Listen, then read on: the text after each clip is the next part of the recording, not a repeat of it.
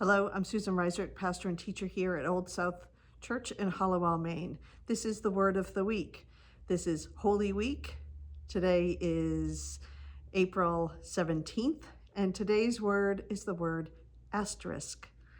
Some of you might be surprised by that word, why that could be the word of the week. It is not a word that we generally associate with the Bible or with the teachings of Jesus, but it is a word we should keep in mind. But what I mean by that is that the Bible and Jesus's teachings do not have an asterisk, except, of course, for certain places where there are translational issues, depending on which Bible you read. But what I'm talking about here is connected to today's focus for this day during Holy Week. Today is Maundy Thursday. The word Maundy comes from the word commandment, and that is our focus and the focus for many Christians on this day as we remember the commandment that Jesus gave to his closest friends, that we love one another. Teaching from John 13. There is no asterisk after this passage. Jesus is not telling us to love only certain people, or to love people we like, or to love people with whom we are comfortable, or to love only people who are safe and near, relatable. We are to love one another, period.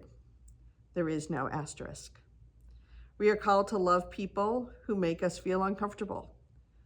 We are called to love people we will never meet. Let's take, for a brief example, an issue that has been a pretty big one in the United States in these days, and that is the issue of transgender people. One of my closest friends is a transgender woman, and I'll admit here that there's a lot about her that I don't really understand. I've never in my life ever felt that I wanted to be a man.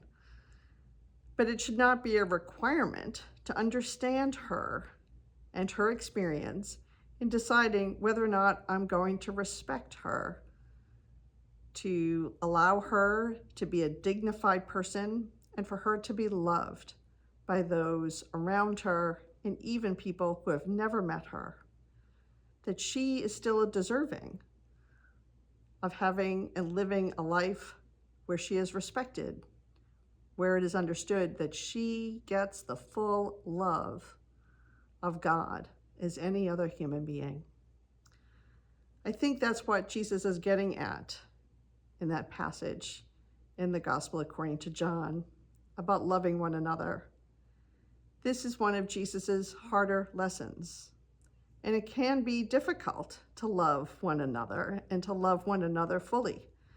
It requires us to use some imagination, to give people some room, to offer forgiveness, and to understand our own frailties and issues.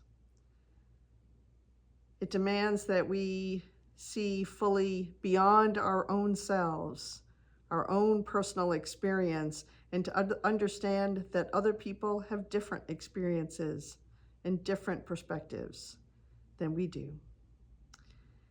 And yet Jesus calls us to love.